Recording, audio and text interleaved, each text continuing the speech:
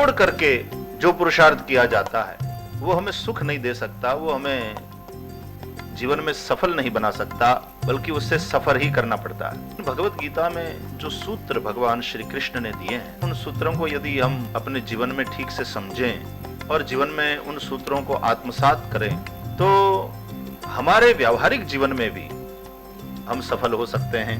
युवा शक्ति न केवल अपना बल्कि समाज और राष्ट्र का निर्माण और उसको मजबूत बनाने में अपना बहुत बड़ा योगदान कर सकती है। लोग कहते भी हैं कई बार यूथ इज यूजलेस, लेकिन ऐसा लगता है youth is not useless, youth is used less. Youth is not careless, youth is cared less. यदि उन युवाओं के प्रति ठीक से ध्यान दिया जाए और उनको उपदेश की आवश्यकता नहीं है, उनको प्रेम की आवश्यकता है, स्नेहपूर्ण संवाद की आवश्यकता है, और उपदेश से ज्यादा वह संवाद कारगर सिद्ध हो सकता है। आजकल स्ट्रेस पूर्ण जीवन, तनाव से ग्रस्त जीवन हम जी रहे हैं, उसमें मन के संतुलन को बनाए रखने के लिए गीता वाली बातें हमें बहुत उपयोगी सिद्ध हो सकती है। भगवान को साथ लेकर के चलो, जैसे अर्जुन श्री कृष्ण को साथ लेकर चले, और अर्जुन ने श्री कृष्ण को मांगा है, अर्जुन ने श्री कृष्ण को चाहा है,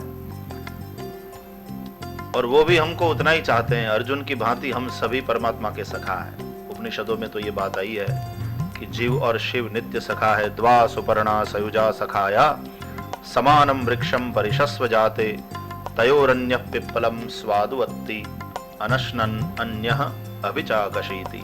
यदि हम उस परमात्मा से कहें कि भाई आप हमारे साथ रहो, हमारा साथ दो, तो परमात्मा साथ देने के लिए तैयार है। कोई पूछ सकता है कि भाई कहने की भी क्यों जरूरत पड़ेगी परमात्मा को? इसलिए कि भगवान बेवजह हमको डिस्टर्ब करना नहीं चाहते, बिकॉज ही लव्स अस। लेकिन यदि हम कहें कि परमात्मा इस युद्ध में, इस कार्य में मुझे आपकी सहायता की आवश्यकता है, मेरे जीवन के रथ की बागडोर आप अपने हाथ में रखिए, you please be with me, guide me, you are my friend, philosopher and guide, और वो हमेशा अपने साथ रहने के लिए तैयार है। जीवन के कुरुक्षेत्र में हम भी कई बार किंग कर्तव्य विमूढ़ हो जाते हैं, पता नहीं चलता कि ये करूं कि वो करूं, दुविधा से ग्रस्त हो जाते हैं हम। और उस वक्त भगवान श्री कृष्ण जैसा नित्य सखा, हमारा सुहृद, हमारा हितैषी, हमारा मार्गदर्शक हमारे साथ होना चाहिए। आज भी भगवान श्री कृष्ण भगवत गीता के माध्यम से हमारा मार्गदर्शन करते हैं, और परमात्मा को साथ लेकर चलने में सबसे बड़ा फायदा यह है कि सफलता हमको छकाएगी नहीं, विफलता हमको डिगाएगी नहीं अपने रास्ते से। यदि हम सफल हो गए तो बस सफलता परमात्मा का प्रसाद है, ईश्वर की कृपा का परिणाम है।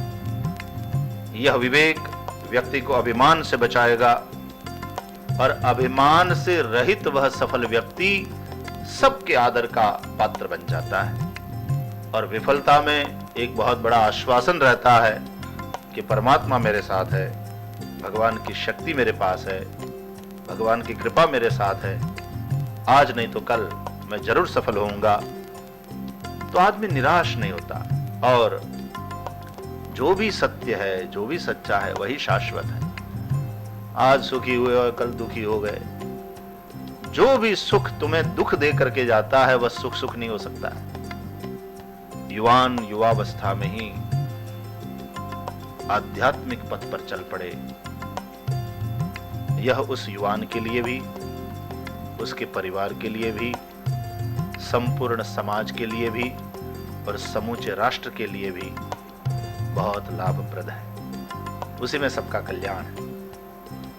ये बातें जब राष्ट्र के युवान के दिमाग में बैठेगी, जब दिल में स्थिर हो जाएगी, तो मुझे पूरा विश्वास है कि युवान साधु बनेगा, उपनिषद का साधु, युवा स्यात् साधु, युवाध्यायकः, आशिष्ठो दृढ़िष्ठो बलिष्ठः, वो जो एक आदर्श युवान की कल्पना है, ऐसा साधु चरित युवान बनेगा और तब फिर से हमारा राष्ट्र विश्व गुरु के स्थान पर आसीन होगा।